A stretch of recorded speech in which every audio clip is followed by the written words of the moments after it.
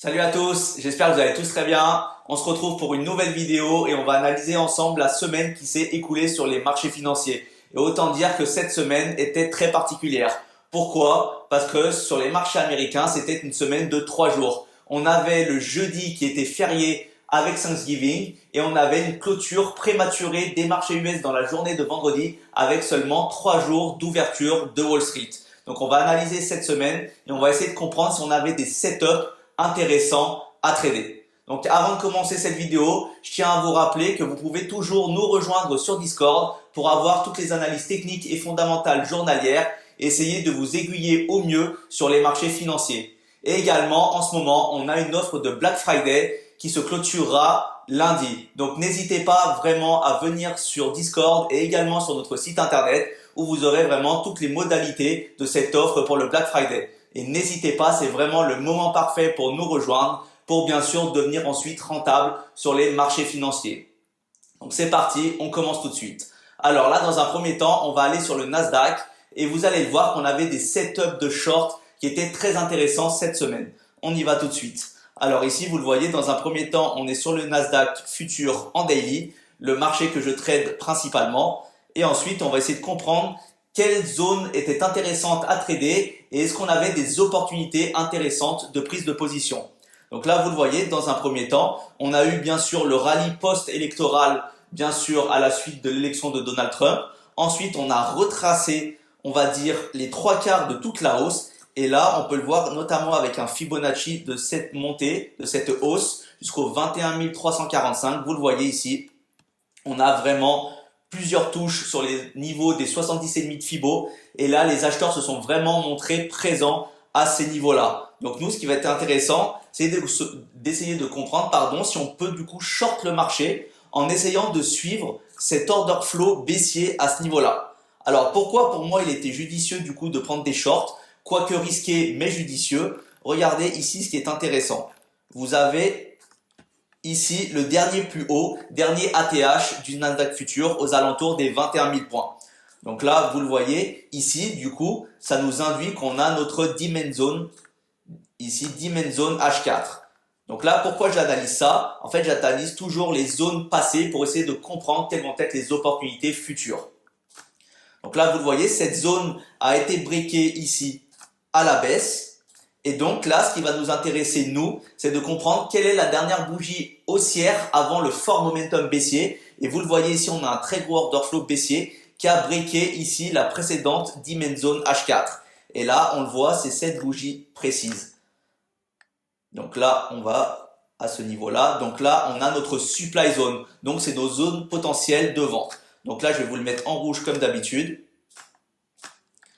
Donc là, on a notre supply zone H4 et ensuite on va également définir une potentielle Fair Value Gap FVG H4. Donc vous voyez ici c'est un espace entre plusieurs bougies qui se suivent et là on a notre Fair Value Gap à ce niveau là. Donc là je vais vous le mettre en jaune comme d'habitude pour qu'on ait toujours les mêmes codes couleurs sur toutes les vidéos YouTube. Donc là je vais vous le noter, FVG H4. Et ce qui est intéressant du coup maintenant, c'est qu'on va descendre de time frame et on va passer du H4 à du H1. Et là, on va essayer d'affiner notre analyse. Donc vous le voyez ici, on essaye de voir notre demand ici qui du coup n'est plus une demand H4 mais une demand H1 à ce niveau-là. Donc là, elle a bien été breakée. Quelle est la dernière bougie haussière qui a breaké ici? Et du coup, potentiellement, on a un shosh en H1, c'est-à-dire à ce niveau-là. Donc là, on a cette dernière bougie. Vous le voyez, c'est cette dernière bougie haussière à ce niveau-là. Vous le voyez, et là, on vient bien breaker avec un order flow baissier. Donc là, ce qui est intéressant, du coup, on va adapter ça. On n'a plus une supply zone H4, mais on a une supply zone H1. Et ensuite, ici, on va également affiner notre analyse avec notre Fair Value Gap. Et là, vous le voyez, on a un léger gap entre les bougies à ce niveau-là. Donc là, vous le voyez, on a affiné à ce niveau-là. Du coup, on n'est plus sur du FVGH4, mais on est sur de la Fair Value Gap ou de l'imbalance H1. Donc maintenant, ce qui est intéressant, c'est qu'on va essayer de comprendre quelles zones étaient potentiellement intéressantes pour shorter le marché. Donc là, en plus, on va pouvoir additionner ça avec une autre confluence ou avec un retracement de Fibonacci de toute la baisse précédente de tout le momentum baissier depuis le plus haut au 21 330 jusqu'au plus bas qui a été atteint, si vous vous rappelez bien, sur les 70,5 de Fibo du retracement haussier. Donc là, de 21 300 jusqu'au 20 300.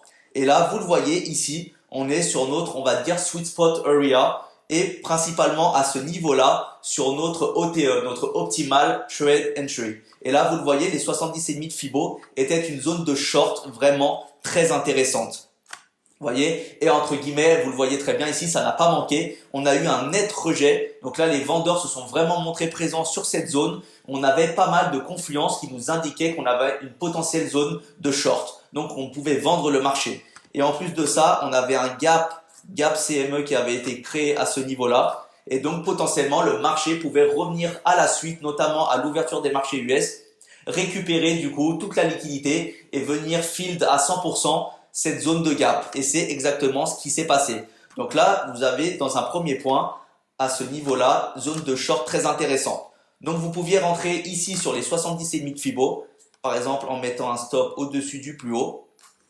Et donc là, vous pouviez targeter plusieurs targets, donc plusieurs TP. Donc dans un premier temps, vous aviez à ce niveau-là le premier gap. Le gap à clôturer. Donc là, vous auriez eu un ratio risk-reward qui n'aurait pas été forcément intéressant où vous êtes à 1,30. Donc vous risquez 139 points pour aller chercher 180. Et c'est exactement ce qui s'est passé à ce niveau-là. Ensuite, on pouvait target ce précédent lot qui a été créé plus tard et également ici ce précédent lot protégé ici. Et vous allez le voir, on ne sort pas ici par hasard et on n'est du coup pas ici avec un rebond par hasard. Donc là, ce qui est intéressant, c'est que vous pouviez entrer en position sur cette zone des 21 060. Donc ce qui est intéressant, c'est qu'ensuite, sur la journée de mardi, on voit le marché retrace. Donc on revient récupérer ensuite de la liquidité. On vient du coup essayer de push le marché à la hausse pour essayer de breaker cette zone et continuer la tendance haussière.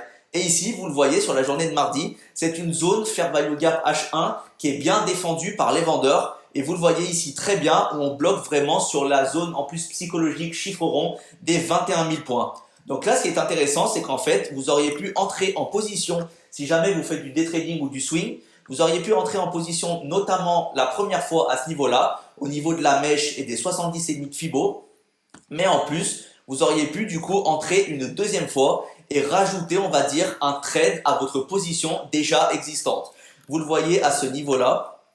Regardez ici. Donc là, sur la journée de mardi, on essaye de push le prix à la hausse, mais on n'arrive pas. Et on a ce niveau-là qui est créé exactement ici, où là, on a des EQL, des equal low. Vous voyez, ce sont des lows qui sont sensiblement sur les mêmes niveaux. Et nous, ce qui va nous intéresser à ce niveau-là, regardez, quelle est la dernière bougie qui a push le prix ici à ce niveau-là? C'est cette bougie ici, dernière bougie haussière. Donc là, on peut dire qu'on a notre supply. On a notre supply zone à ce niveau-là. Et ensuite, si on zoome un petit peu et on détaille encore plus, on avait également une zone de Fair Value Gap. Donc là, vous le voyez, vous commencez à comprendre si vous suivez les vidéos depuis un moment, où là, on a potentiellement un setup qui peut être intéressant à prendre pour un potentiel short. Et ensuite, ce qui est intéressant, c'est d'utiliser également un autre Fibo pour voir si on a une zone qui peut être intéressante pour les vendeurs. Donc là, on va prendre tout ce mouvement. Et regardez encore une fois la pertinence ici. On a encore une fois un short intéressant sur les 70,5 de Fibo au 20 965 au croisement de la Fair Value Gap et également de notre Supply Zone. Donc vous voyez, si je récapitule, vous aviez ici zone de short à ce niveau-là avec ici par exemple un stop. Et là, vous pouvez avoir un deuxième short à ce niveau-là où vous entrez en position à ce niveau-là exactement. Là, vous pouvez du coup mettre un short ici un petit peu plus haut que le haut précédent. Et là, vous pouvez target le plus bas à ce niveau-là. Donc là, vous le voyez, vous avez donc deux trades et vous avez donc deux positions qui sont en cours. Donc, ce qui est intéressant, c'est que potentiellement, vous pouvez décharger un lot ou la position que vous avez à ce niveau-là, aux alentours des 20 750. Et ensuite, laisser courir. Et vous le voyez, après, on a eu un rapide V-shape. Donc un V-shape, je vais vous le noter ici, c'est que là on a ici et on a un rebond très agressif et on repart ici à la hausse. Donc si jamais vous aviez fait un trailing stop de vos positions en dessous de ce lot, alors vous seriez sorti à ce niveau-là, les 750. Donc vous voyez ici, vous aviez un très joli trade. Vous étiez rentré potentiellement 2 fois et vous pouviez sortir vos gains aux alentours des 20 750. Donc là, vous le voyez, c'était 2 trades très intéressants. Donc maintenant, on va essayer de comprendre pourquoi il était judicieux de sortir de position à ce niveau-là. Regardez si maintenant on prend l'inverse. En fait, moi j'utilise beaucoup également Fibonacci pour placer mes TP. Souvent, on va vous dire ici, quand vous avez une tendance haussière, ici avec des hauts de plus en plus hauts, vous allez parfois avoir un niveau qui va rebondir sur les 50%. Donc le marché va potentiellement rebondir sur les 50%, sur les 61,8, les 70,5 ou bien les 79%. Mais les 50%, ça peut être un rebond qui peut être agressif. Et donc potentiellement, si vous êtes en zone de short depuis les plus hauts, ça peut être judicieux de décharger la position aux alentours des 50. Pourquoi? Parce qu'on est ici en contre-tendance et donc après le prix peut push à la hausse. Et en fait, regardez ici ce qui est intéressant, si on prend du coup toute la hausse à ce niveau-là, qu'on prend du plus bas jusqu'au plus haut potentiellement la zone de short, regardez à ce niveau-là, vous êtes exactement sur les niveaux, entre les niveaux de 50% de Fibo et sur les 61,8 de Fibo. Donc là, vous comprenez bien qu'ici, on a une réaction agressive, prise de liquidité en dessous ici de ce lot. Je vais vous le noter là. Ici, vous le voyez, on prend la liquidité, rebond sur les 50% avec excès agressif et ensuite on repart. Donc c'est pour ça qu'ici, c'était très judicieux en tant que trader de sortir de position ou en tout cas d'accompagner notre trade ou nos trades avec un trailing stop qui soit assez agressif. Donc là, vous le voyez, on avait récupéré la liquidité, on peut mettre le trailing stop ici. Là, le marché repart, on se fait taper, on sort bien sûr en gain et on sort de position aux 750. Vous voyez, ici, on avait des setups qui étaient très intéressants sur le Nasdaq Futur. Et maintenant, pour vous prouver du coup que cette, on va dire, stratégie marche sur tout type d'actifs, on va par exemple également partir sur le Bitcoin. Et le Bitcoin, vous le savez, c'est un actif très volatile, mais on avait également un setup très intéressant cette semaine. Donc vous voyez ici, bien sûr, sur le Bitcoin, on est vraiment en tendance haussière. On est quasiment au chiffre psychologique des 100 000 dollars. Et ce qui est intéressant, regardez, on avait ce niveau-là avec le précédent high. Ici, il a été breaké. Donc ce qui va nous intéresser, nous, c'est la dernière bougie baissière avant le momentum haussier qui break le précédent haut. Du coup, ça crée un BOS. Et donc là, on a ce qu'on appelle notre demand zone ici en daily parce que j'analyse, comme vous le voyez ici, en daily. Donc maintenant, ce qui est intéressant, c'est que comme sur le Nasdaq, on va commencer à affiner notre analyse et on va descendre de time frame. Donc là, vous le voyez, on va passer en H4. Donc là, vous le voyez, le dernier high à ce niveau-là a été breaké avec cette bougie-là. Donc là, on va affiner. C'est la dernière bougie. Ici, dernière bougie baissière qui donne du coup derrière un momentum haussier qui vient breaker le précédent high. Et là, vous le voyez, ce qui est intéressant, c'est qu'on va pouvoir également avoir un Fibonacci pour essayer de comprendre si c'est un niveau pertinent où on peut passer à l'achat. Et là, vous le voyez encore une fois, on est sur les 61,8 de Fibonacci. Là, ce qui est intéressant, c'est que potentiellement, si vous êtes trader, on est dans notre demand zone H4. Donc là, vous pouvez soit rentrer par exemple sur les 61,8 de Fibo ou bien attendre les 70,5 de Fibo. Là, malheureusement, si vous aviez attendu les 70,5 de Fibo, vous n'êtes pas en position. Bien sûr, le trading, ce n'est pas une science infuse à 100% de réussite. Et bien sûr, si vous aviez attendu du coup ce niveau-là, vous n'êtes pas dans le trade. Mais en tout cas, ce qui compte, c'est vraiment que l'analyse du setup soit bonne. Donc là, je vais du coup modifier ma demand zone qui passe de demand zone daily à demand zone H4. Et donc là, ce qui est intéressant, vous le voyez, c'est qu'ensuite, on aurait pu prendre un trade à l'achat dans cette zone. Et si on descend de time frame encore une fois et qu'on passe du H4 à du H1, on va analyser encore plus et on va détailler. Donc là, quelle est la dernière bougie baissière qui donne l'impulsion haussière qui break le précédent high? Vous le voyez ici, c'est cette bougie à ce niveau-là. Cette bougie-ci, qui part des 92 773 jusqu'à 90 929. Donc là, pardon, vous le voyez à ce niveau-là. Là, je vais le noter. Du coup, vous comprenez la démarche. On n'est plus sur de la demand zone H4, mais maintenant, on est sur la demand zone H1. Et vous voyez, ce qui est intéressant, c'est qu'en fait, en affinant, on a un point d'entrée qui est très intéressant sur le Bitcoin. Ou ici, si on se met en position longue, vous le voyez à ce niveau-là, on rentre par exemple, on se dit qu'on rentre sur les 61,8 de Fibo, on va target le précédent high aux alentours des 99 500 et ici, on vient chercher par exemple, on se met légèrement en dessous des 79% de Fibo, parce qu'on aurait pu ici réagir plus bas, en dessous de ce précédent low à ce niveau-là. Et regardez encore une fois, ici le trade, il est parti directement dans le bon sens. Donc là, vous aviez un ratio risk-reward de 2,74.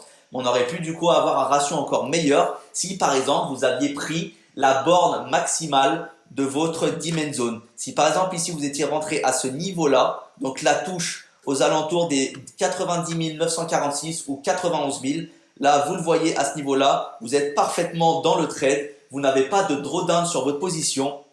Et ensuite, ici, vous targetez le plus haut pour essayer d'aller chercher le chiffre psychologique des 100 000. Donc là, vous le voyez, vous risquez 2200 points sur le Bitcoin pour aller en chercher plus de 8000. Et donc là, vous imaginez bien que vous pouvez l'accompagner également avec un trading stop agressif. Par exemple, vous voyez ici, on a un très fort momentum haussier, on a une reprise du marché de la crypto. Et bien sûr, on consolide, on respire. Ensuite, on break le précédent plus haut à ce niveau-là. Du coup, on peut mettre notre trading stop à ce niveau-là. Ensuite, ce qui est intéressant, c'est que le marché va push à la hausse. Donc, quelle est la bougie qui a push le prix à la hausse? C'est cette bougie-ci, à ce niveau-là. Donc là, on peut mettre le trading stop ici. Et là, vous voyez, on est en train de retracer à l'intérieur. Donc là, ce qui peut être intéressant, c'est que le marché, il va pouvoir potentiellement ici retracer pour ensuite repartir. Donc ça peut être un scénario. Par contre, si on retrace et on venait à breaker cette zone, donc là pour revenir ici, alors ici vous seriez sorti en gain au niveau des 95 480. Donc là vous le voyez, vous aviez un risque-reward si on imagine qu'on sort à ce niveau-là. Donc là on est en long à ce niveau-là, on sort sur notre target ici, on va dire aux alentours des 95 600. Et là on vient poser le SL à ce niveau-là. Donc là, vous voyez, vous avez un ratio de 2. Donc imaginez ici, vous réalisez quasiment plus de 5000 points sur le Bitcoin. Imaginez que vous tradez par exemple le Bitcoin avec 1 dollar du point. Là, vous avez un trade à 5000 dollars. Donc voilà ce que je voulais faire avec vous cette semaine. Donc en tout cas, n'hésitez pas à me le dire en commentaire si ça vous a plu. En tout cas, c'était une semaine qui était très intéressante, semaine un petit peu particulière, comme je vous l'ai dit, avec les jours fériés, notamment dû à Thanksgiving, mais toujours très intéressant d'essayer de comprendre tous les types de marchés et d'essayer de vraiment trader tous les actifs en fonction du fondamental également. Mais en tout cas, ici, on se base vraiment sur la technique et vous voyez qu'on avait vraiment des setups très intéressants. Et la formation ici également que je dispense et les vidéos que je vous propose gratuitement, ça nous montre bien vraiment qu'ici, on a un setup et on a une analyse avec des stratégies qui marchent vraiment sur tous les actifs. En tout cas, merci à vous d'avoir suivi cette vidéo. N'hésitez pas bien sûr à aller checker nos offres de Black Friday qui se finissent bientôt et j'espère bien sûr vous retrouver. En tout cas, n'hésitez pas à me dire en commentaire si vous avez des questions et j'y répondrai bien sûr avec plaisir. Merci à vous, je vous souhaite un bon week-end et on se retrouvera pour une prochaine vidéo.